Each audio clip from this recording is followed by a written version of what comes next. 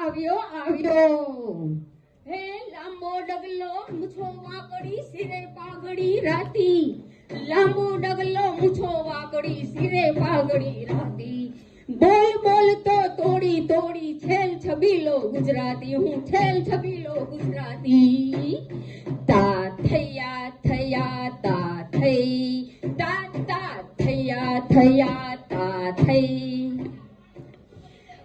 અરે રંગલી અરે ક્યાં રહી ગઈ એ આ રે રંગલા એ હો અંધાઈને જોઈને તો આ દલડું રાજી થઈ ગયું.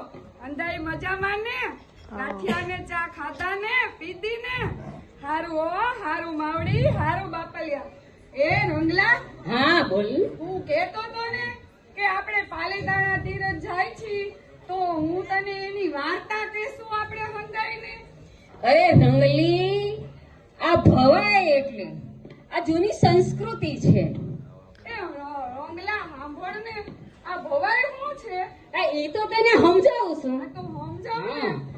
આ ભવાઈ જૂની સંસ્કૃતિ છે. આ લોક સાગરના તીરે લોકમાન્ય મનોરંજન આ એટલે લોક ભવાઈ છે. માં દીકરો ભેળા બેહીને જોઈ હગે અને ભાઈ બેન ભેળા બેહીને જોઈ હગે એ આ લોક ભવાઈ. અને આ બનાવેલી વાર્તા નથી પણ આ તો છે આદિપુરના તીરથ માટે 51 બારોટે બલિદાન દીધું એવી શૌર્ય ગાથા છે, યશ ગાથા છે. અને આજે પણ ત્યાં ડેરા ઉપર જીવન સ્મારક ઉભા છે, પાડ્યા છે. રંગલા હા એ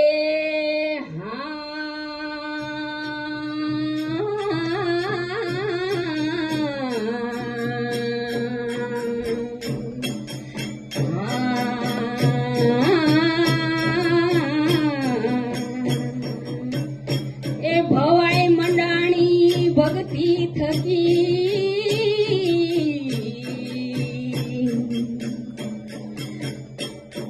અને ઉમાથી મોટાઈ હે આમાં ઓછાદ કુ આવે તો એ તમે હૃદયે નજર દોરી તા થયા થયા તા થઈ તા તા થયા થયા તા થઈ.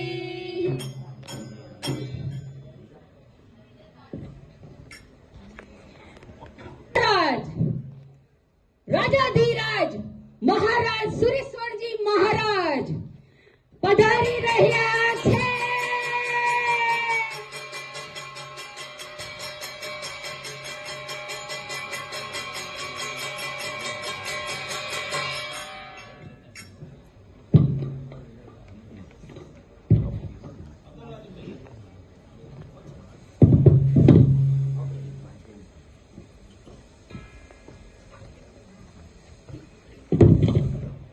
આદિપુરના સુરેશ્વર મહારાજની જય હો જય હો જય હો.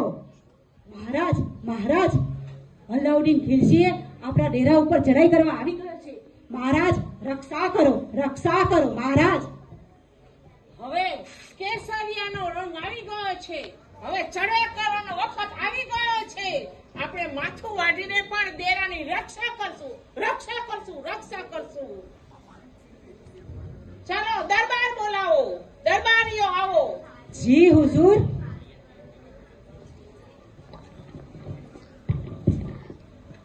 બારોટ બધા દરબારીઓ સાથે ચર્ચા કરવા જાય છે અને દરબારમાં બધાને લાવે છે. કેસરિયા કરવા માટે બધા ચર્ચા કરે છે. એક પછી એક બારોટ મહારાજ પાસે રજૂઆત કરે છે. મહારાજ ખમ્મા ઘણી ખમ્મા. મહારાજ આ બધું શું સંભળાઈ રહ્યું છે? હુકમ કરો મહારાજ.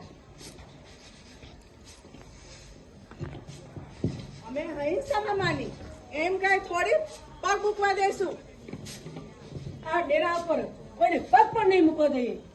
માથા વાઢીને પણ અમે ડેરાની કરશું. હા હા રક્ષા કરશું. હા હા.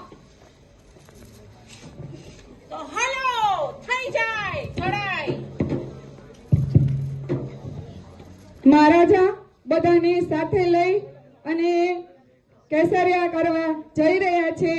અલાઉદ્દીન ખિલજી ગામમાં લૂંટફાટ મચાવી રહ્યા છે અને પ્રજાને પરેશાન કરી રહ્યા છે.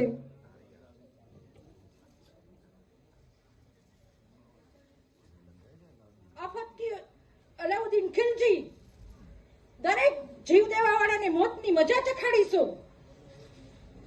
આ મૂર્તિઓમાં શું છે? તમે તમારો ધર્મ બદલાવી લ્યો. આ મૂર્તિઓમાં શું રાખ્યું છે?